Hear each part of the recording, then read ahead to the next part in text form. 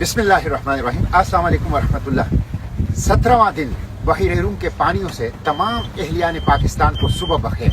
गुज़िश्ता 24 घंटों से आपसे कोई राब्ता नहीं हो रहा, न ही मेरे सोशल मीडिया प्लेटफॉर्म पे कोई अपडेट्स है, इसलिए कि इसराइल के ज़ोयनिस्ट अपार्टीड रैशिस्ट रिजीम ने मेरा मोबाइल जाम कर दिया है और मेरा मोबाइल बिल्कुल काम नहीं कर रहा। इसलिए मैं किसी राबिते में भी नहीं हूँ पाकिस्तान से और न ही कोई अपडेट्स अपने सोशल मीडिया के ऊपर डाल रहा हूँ। ये बुज़दिलाना हथकंडे हैं।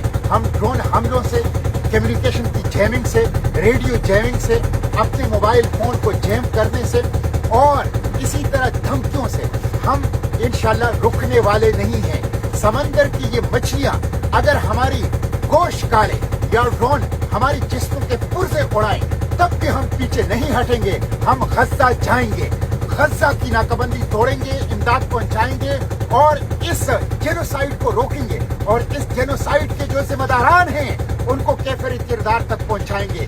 कल मेरे एक साथी ने जो मेरे साथ इस सफर में है, फ्रेंच नेशनल, उसने स्टेटस डाला था कि गज़ा में शुहदा के लाशों को वो बिल्लियां और कुत्ते खा रहे हैं और हम मुसलमान बेफिक्र बैठे हैं। हम कैसे मुसलमान हैं? हम कैसे मुसलमान हैं? हमें कोई एहसास क्यों नहीं है? हम उठते क्यों नहीं है? हम आवाज क्यों नहीं उठाते? हम कदम क्यों नहीं बढ़ाते?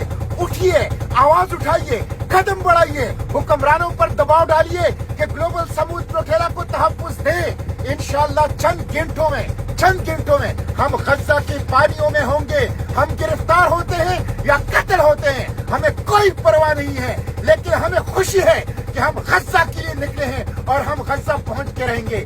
इसलिए आपसे अब कोई राब्ता नहीं होगा कि मेरा मोबाइल जैम हो चुका है, मेरा मोबाइल हैक हो चुका है।